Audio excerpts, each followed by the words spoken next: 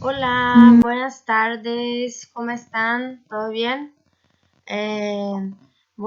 Mi grupo va a hablar sobre la diarrea del viajero y mi grupo es formado por mí, Débora, y por Franciane. Profe, yo no voy a estar prendiendo mi cámara porque mi computador está con un problema en la cámara, ¿está bien? Bueno. Bueno, yo voy a estar hablando un poquito sobre la epidemiología. Algunas áreas de alto riesgo son en los países tropicales y subtropicales de la América Latina y el Caribe, el sudeste asiático y las zonas de la África. Factores de riesgo importantes. Bueno, algunos factores de riesgo importantes son la exposición recurrente a agua y alimentos en ambientes que son poquitos higiénicos y van a aumentar el riesgo de esta enfermedad. Bueno, podemos ver que algunas mala alimentación o mala higiene de los alimentos son los factores de alto riesgo. Y también, ¿cuáles son los más afectados? Son los ancianos acima de 60 años y los jóvenes abajo de 35 años. Son los que están más afectados por la falta de higiene justamente con los alimentos y este cuidado. Podemos ver que extremadamente importante la higienización de estos alimentos para na hora de comer, cuando están viajando, cuando están saliendo de su casa y ir a un lugar extraño o algún lugar que no conozca. Es importante lavar bien los alimentos, comprar un vasito de agua y se cuidar, ¿verdad? La diarrea.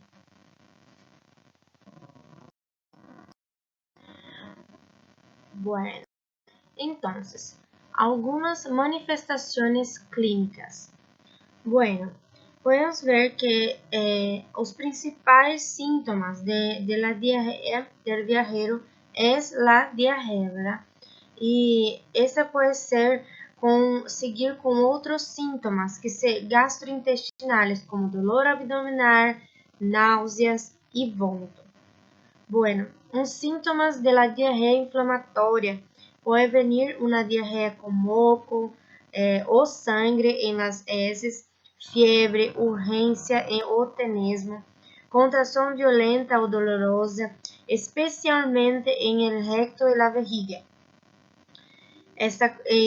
Algunos síntomas, bueno, podemos clasificar la diarrea del viajero en tres grupos: la diarrea del viajero clásica, la diarrea del viajero moderada y la diarrea del viajero leve.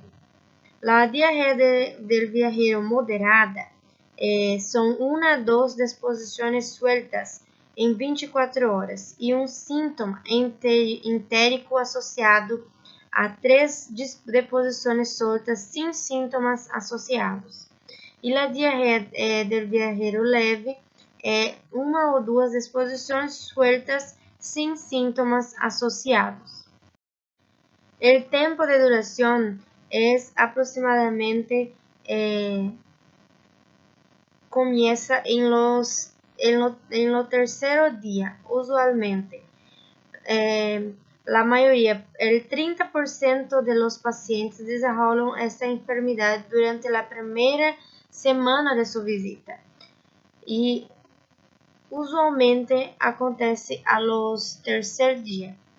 La mayoría presenta de 3 a 5 disposiciones al día por un promedio de 4 a 5 días en caso de no recibir tratamiento.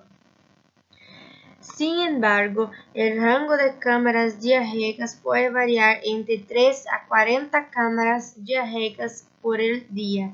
Muchísimo, ¿verdad?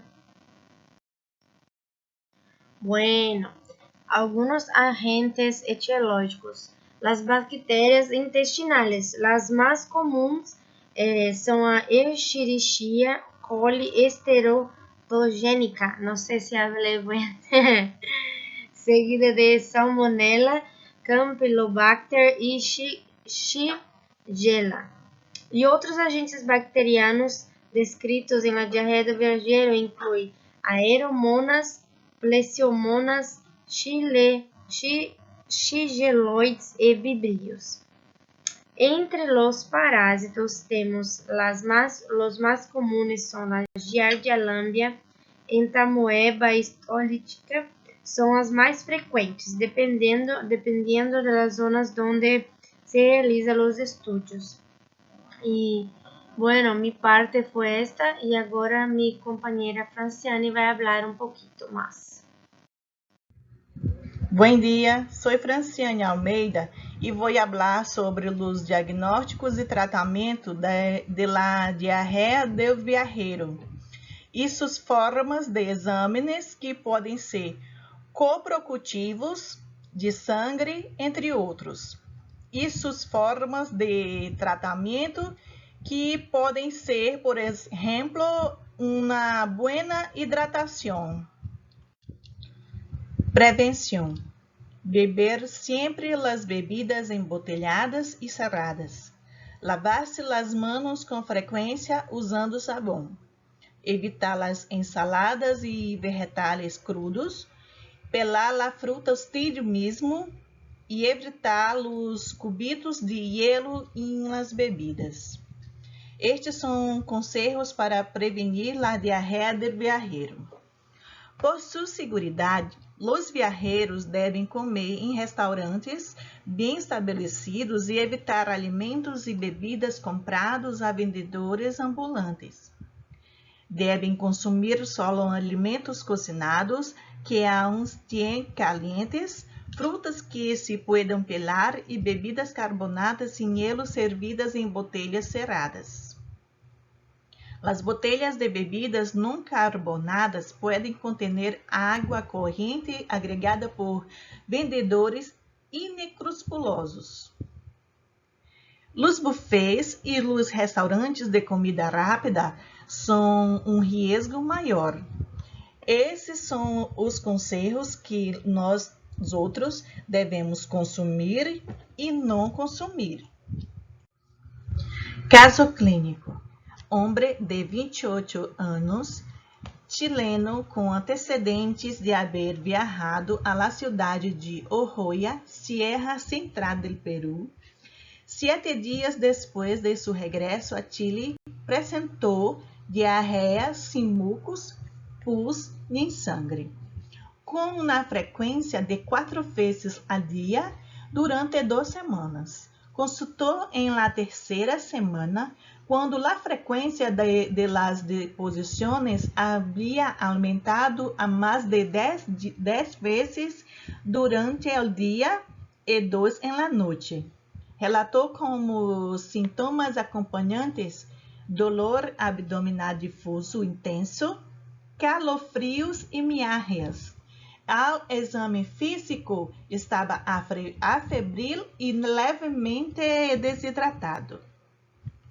Em exame abdominal, se encontrou ruídos hidroaéreos aumentados em frequência e leve sensibilidade difusa à la palpação.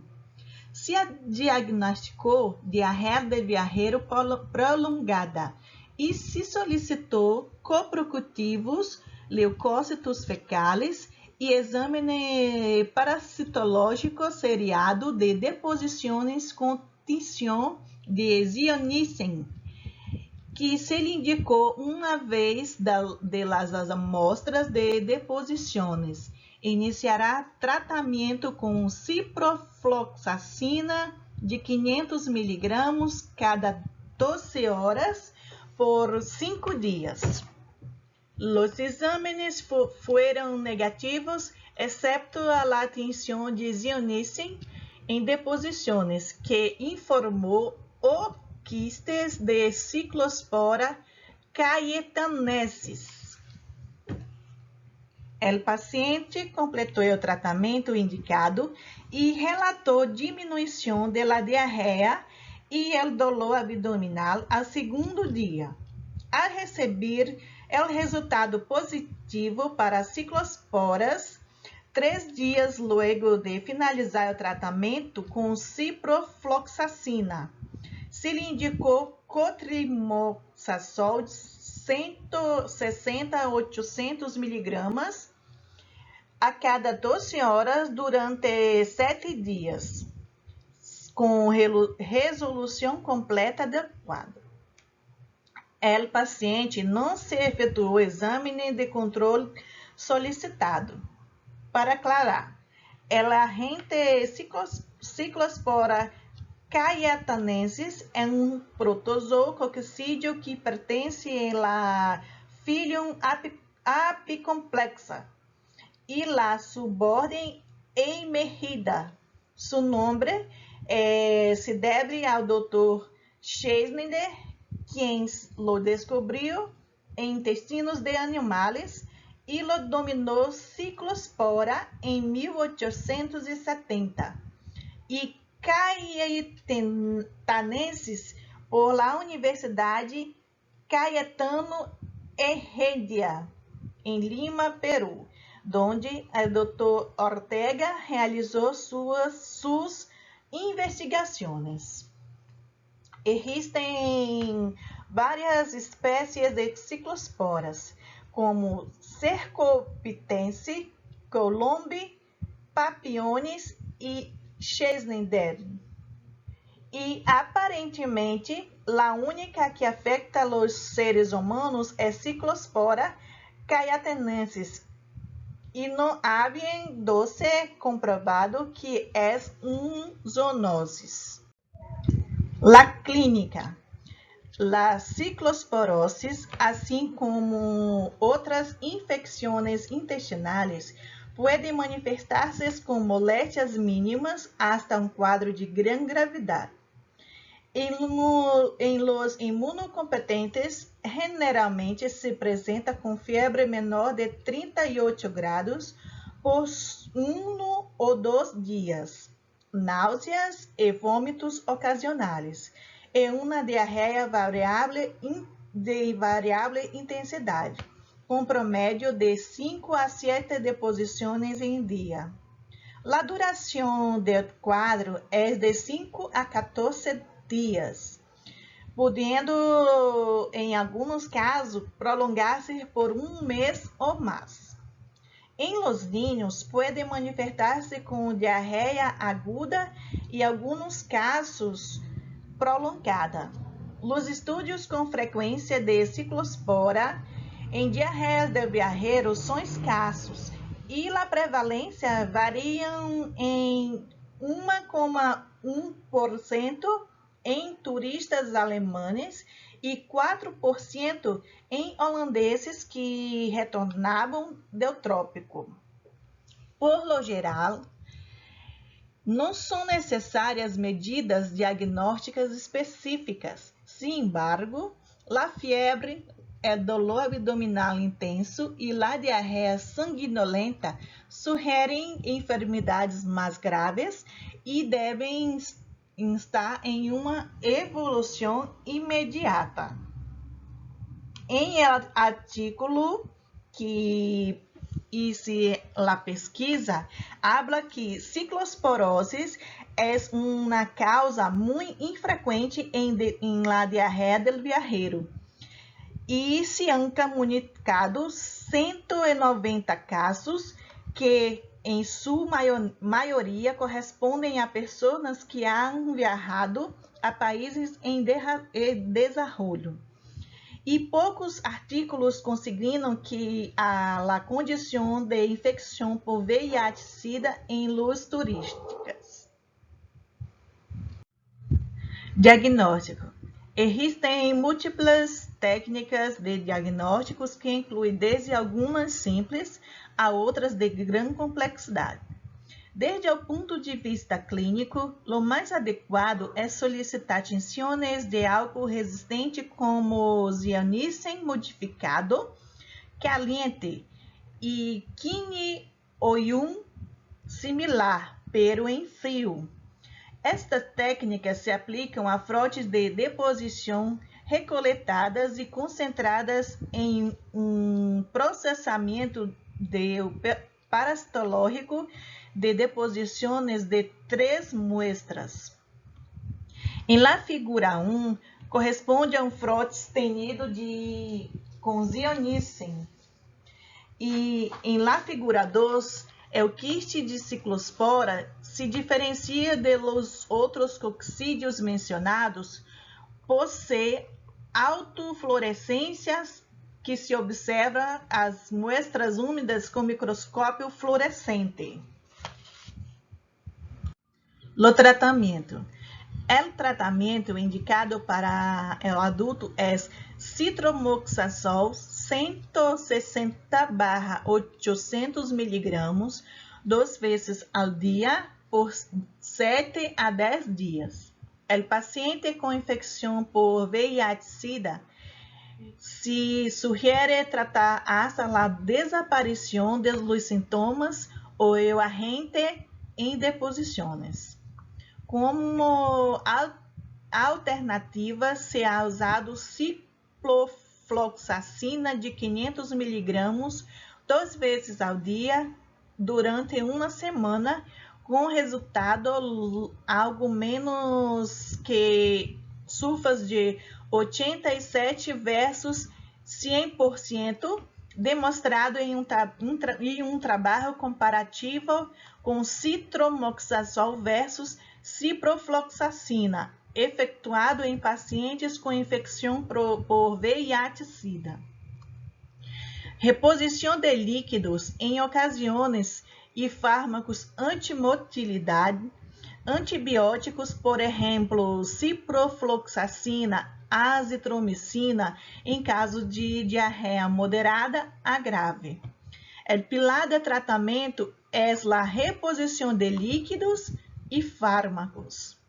Para o paciente de caso, lhe foi indicado empiricamente ciprofloxacina com melhoria importante do quadro e, posteriormente, com cotrimoxazol ao receber o resultado dos exames. A resposta ao tratamento foi satisfatória ao paciente. Bueno, para quem quiser ler o artigo completo, está aí o link. Acá colocamos um flyer de 8 buenos conselhos para pessoas que han viajar para o trópico ou países em desenvolvimento. Muitas gracias e este é nosso trabalho.